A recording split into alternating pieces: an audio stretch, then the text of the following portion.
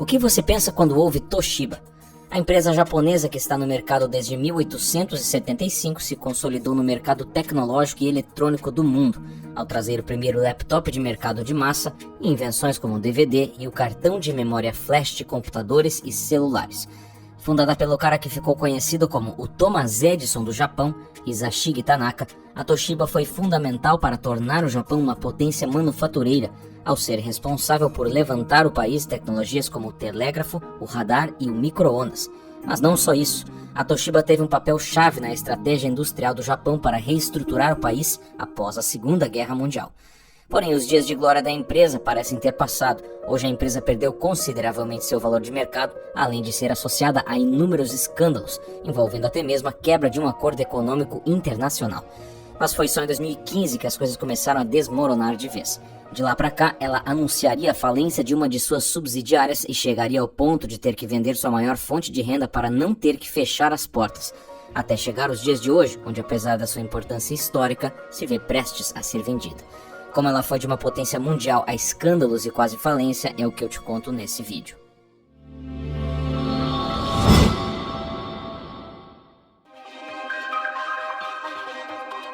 Antes de entendermos como a Toshiba caiu do topo, precisamos entender como ela se tornou um grande conglomerado japonês. Hisashige Tanaka foi o grande responsável pelo início do que viria a ser a Toshiba. Lá em 1875, no esforço do Japão de modernizar o país, o ministro de Engenharia do Japão contratou um engenheiro para desenvolver equipamentos telegráficos para o país. O telégrafo era uma tecnologia de comunicação que, apesar de ter 40 anos de história na época, ainda não havia chegado no Japão. Assim, Tanaka, durante esse processo de desenvolvimento, fundaria a empresa Tanaka Seisakusho, que passaria a vender equipamentos telégrafos. Mas em 1893 a empresa foi tomada pelo banco Mitsui e a companhia passou a ser chamada Shibaura Engineering Works. Quando Tanaka faleceu, a companhia passou para seu filho, que vendeu parte da empresa para General Electric. A empresa então expandiu seu mercado e passou a vender torpedos e minas que eram vendidos para a marinha japonesa. Mais tarde, em 1939, se juntaria com a empresa Tokyo Electric Company, que fabricava interruptores e lâmpadas, para formar a Tokyo Shibaura Electric, que se tornaria futuramente a Toshiba. Juntas, a empresa passaria a ser contratada pelo governo para produzir suprimentos militares, assim como rádios e geradores. Isso permitiu que a empresa sobrevivesse à guerra e ainda que ela se tornasse um super conglomerado, quando ela passou a comprar as empresas de engenharia que não haviam sobrevivido àquele período. Em 1984, com o Ocidente já se referindo à empresa desta forma, a empresa faz uma junção dos nomes e se torna oficialmente Toshiba. Mas se você é um brasileiro, talvez tenha conhecido a Toshiba com um nome um pouco diferente. Lá em 77, a Sociedade Eletromercantil Paulista, a SEMP, oficializou um acordo de participação acionária e tecnológica com a então Tokyo Shibaura Denki. As duas aqui no Brasil se tornaram SEMP Toshiba. Se você nasceu nos anos 90, com certeza lembra dos produtos da SEMP Toshiba. Ela foi a única no mercado a disponibilizar no Brasil aparelhos de TV com janela dupla e tecnologia V3 para videocassetes. Foi ela também a pioneira a disponibilizar no Brasil a tecnologia DVD em 1998. A SEMP, fundada em 1946, foi responsável em 1951 por lançar o rádio mais sofisticado da época, o PT-76, ou como era mais conhecido, o Capelinha, um dos rádios mais conhecidos e vendidos do Brasil. Foi ela também a responsável por trazer a primeira TV a cores para o país. Essa parceria, que durou 40 anos e que marcou uma geração inteira de brasileiros, teve fim quando a Toshiba decidiu encerrar sua produção de TVs. Essa foi só uma das péssimas decisões da Toshiba, que englobam erros administrativos, estratégicos e até criminosos.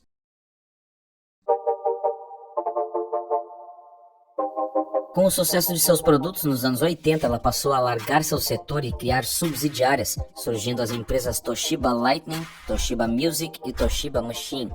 Parecia dar certo até que a subsidiária Toshiba Machine, a qual a Toshiba possuía 51% das ações, se envolveu em um grande escândalo, embargando a Toshiba em vários países e quebrando um acordo universal ao qual o Japão fazia parte.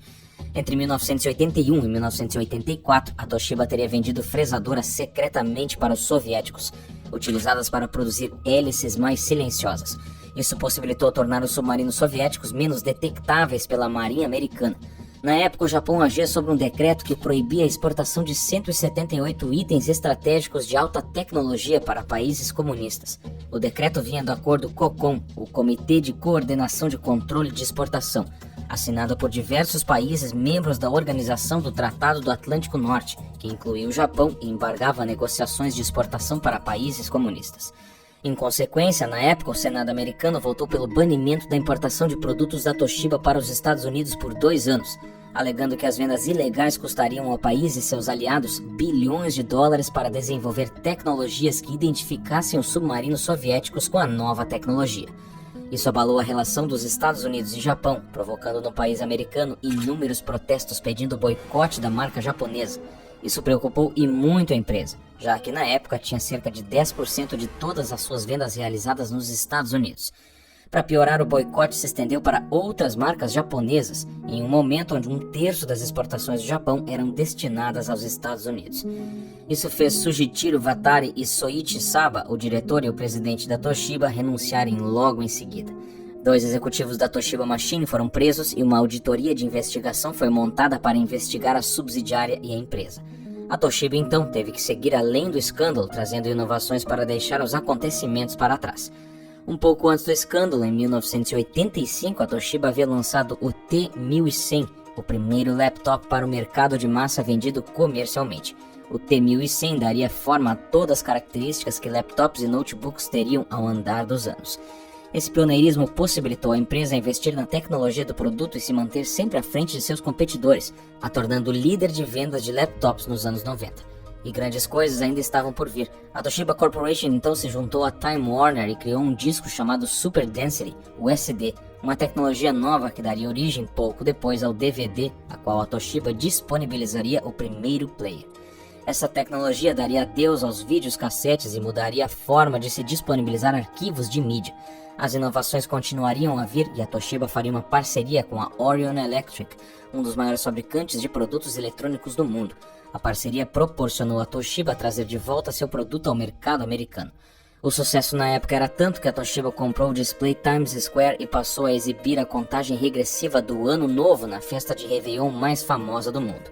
Mas o contrato, que deveria durar apenas 7 anos, acabou justamente quando a Toshiba estava em seu auge. Para piorar, em 2006, a Toshiba havia investido pesado no lançamento do HD DVD, mas na mesma época a Sony lançaria a tecnologia Blu-ray, que deixaria a tecnologia da Toshiba completamente obsoleta e levaria todos os estúdios de cinema, incluindo a Warner, a lançarem seus filmes em Blu-ray. Depois de perder todo o seu investimento para o Blu-ray, a Toshiba sofreu outro golpe. Percebendo que seu laptop não retornava em mais um lucro significativo, a empresa decidiu parar de produzir o produto comercialmente e se concentrar apenas no setor de negócios. Sem seus laptops, a Toshiba precisava de uma nova galinha com ovos de ouro. Assim, a companhia passou a fazer pesquisa na produção de TVs 3D. Com o lançamento de Avatar, o 3D havia se tornado um fenômeno e chegava agora às TVs. Porém, essa nova tecnologia exigia que as pessoas usassem um óculos para ter a experiência completa. Mas a Toshiba queria mudar isso e produzir uma TV 3D sem óculos. Uma ideia ambiciosa e cara, e que logo ficaria claro, uma ideia fracassada. A empolgação do consumidor pela TV 3D durou pouco tempo e o investimento foi perdido. Depois do fracasso da TV 3D, a Toshiba anunciou que passaria então a concentrar seus negócios em energia nuclear. Não seria a primeira vez que a Toshiba investiria em energia nuclear. Na verdade, era uma divisão que ela trabalhava desde os anos 70, porém deixar de vender seus principais produtos que a transformaram em uma das maiores empresas de eletrônicos do mundo para investir em energia nuclear seria uma boa ideia?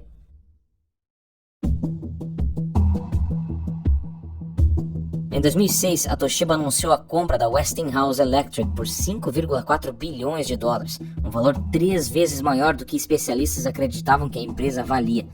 Mesmo assim, a compra foi vista como uma boa aquisição na época. A energia nuclear era considerada a energia do futuro, enquanto a energia solar e hídrica não pareciam chegar perto da capacidade de produção que a energia nuclear poderia gerar.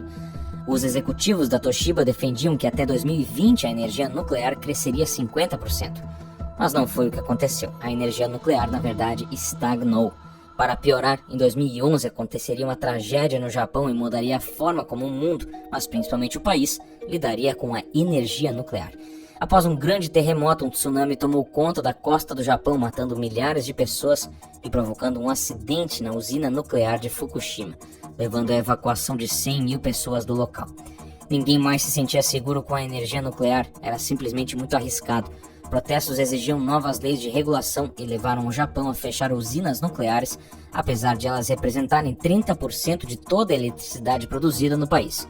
Mesmo assim, o diretor da Toshiba na época, Norio Sasaki, garantiu a investidores que a energia nuclear voltaria a ser uma grande opção de produção de energia para o mundo.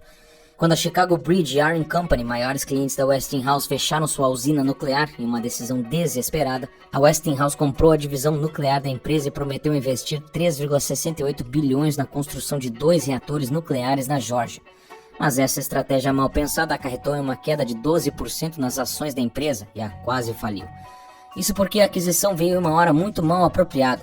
A dívida só piorava a situação financeira da empresa, que vinha de uma baixa gigantesca no ano anterior, depois de passar pelo que foi chamado de um dos maiores escândalos corporativos do Japão. Em uma investigação externa contratada pela própria empresa, foi descoberta uma fraude contábil de grande magnitude, realizada por executivos-chefes da Toshiba. No relatório fica explícito que desde 2008 a empresa vinha inflando o lucro operacional da empresa. Os dirigentes estabeleciam metas inviáveis antes do final do trimestre fiscal, pressionando as unidades de negócios da empresa, fosse a divisão de eletrônicos ou nuclear. Com a cultura japonesa de não contrariar superiores, os dirigentes das unidades se viam obrigados a registrarem números contábeis irreais. Por cerca de 7 anos, a companhia teria elevado artificialmente seu lucro em cerca de 3,9 bilhões de reais. E ao contrário do que a Toshiba garantiu aos acionistas, a energia nuclear não voltava a ser um investimento de sucesso. Na verdade, cada vez mais ela se tornava difícil de vender diante do desagrado da população mundial. No entanto, mesmo assim, a energia nuclear havia se tornado a prioridade da empresa. A Toshiba havia parado de exportar TVs e sua venda de eletrônicos era baixa diante da perda de interesse da própria empresa, que deixava de investir nesse setor. Tudo o que restava para a Toshiba, além da energia nuclear, era a venda de chips de memória para computadores e celulares, porém nem mesmo dali poderia vir a salvação. Em março de 2017, a Westinghouse admitiu falência, encerrando a construção dos reatores nucleares nos Estados Unidos. Isso fez com que a empresa tivesse de entrar em um acordo com a Georgia Power, uma subsidiária da Southern Company, para pagar em parcelas o valor prometido de mais de 3 bilhões de dólares. A Toshiba estava nesse momento mais quebrada do que tudo e corria o risco de ser retirada da lista de empresas de primeira linha por não ter apresentado relatórios auditados de 2 trimestres de 2016. A empresa estava tão mal que não viu saída se não vender a sua maior fonte de lucro por anos, a NAND, sua unidade de chips.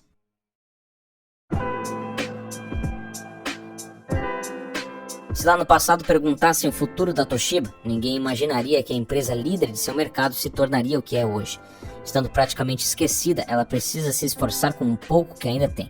No Brasil, a Toshiba voltou ao país no ano passado no mercado de TVs em uma parceria com a Multilaser e a empresa chinesa Hisense. A parceria foi feita para dar visibilidade e nome às TVs lançadas pela Multilaser. Muitos acreditam que a Toshiba ainda só não caiu por conta da ajuda do governo japonês, que busca manter os milhares de empregos que a empresa oferece aos cidadãos japoneses. Mas não apenas isso. O governo japonês enxerga a Toshiba como um ativo estratégico devido ao seu reator nuclear e à tecnologia de defesa. A empresa, inclusive, é responsável pelo desmantelamento da usina nuclear de Fukushima. Tanto é a sua importância dentro do país que o Ministério do Comércio do Japão chegou a conspirar junto à Toshiba para que acionistas estrangeiros fossem impedidos de ganhar influência em uma reunião de acionistas realizada em 2020. Mais um escândalo para a conta da Toshiba. A Toshiba então decidiu por se dividir em 3 empresas. Uma ficaria responsável pela unidade de infraestrutura e energia, outra seria formada pela divisão de semicondutores de energia e disco rígido, enquanto a terceira serviria para administrar ativos, mas principalmente a participação da Toshiba na Kioxia, empresa que comprou sua unidade de cartões de memória. No entanto, a proposta de separação não foi aceita por acionistas ativistas que exigiam que a empresa fosse fechada.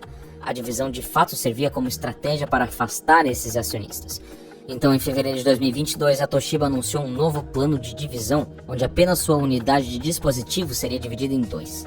Só que mais uma vez a proposta foi recusada, assim como a proposta dos acionistas ativistas de que a Toshiba solicitasse ofertas de compra. Investidores passaram a defender que a empresa deveria primeiro lidar com suas deficiências antes de tomar uma decisão sobre estratégias de reestruturação. E não teve jeito, a Toshiba teve que jogar a toalha.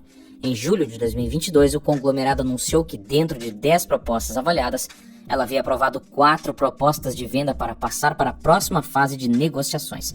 Entre as 4 propostas, há proposta de aliança de capital, assim como de fechamento. Enquanto a decisão não é tomada, sua principal fonte de negócios atualmente é a venda de equipamentos eletrônicos industriais. O que o futuro reserva para a Toshiba ainda não é completamente claro, mas é óbvio que esse grande conglomerado, que já teve tanta importância no desenvolvimento tecnológico e industrial do Japão, logo pode desaparecer.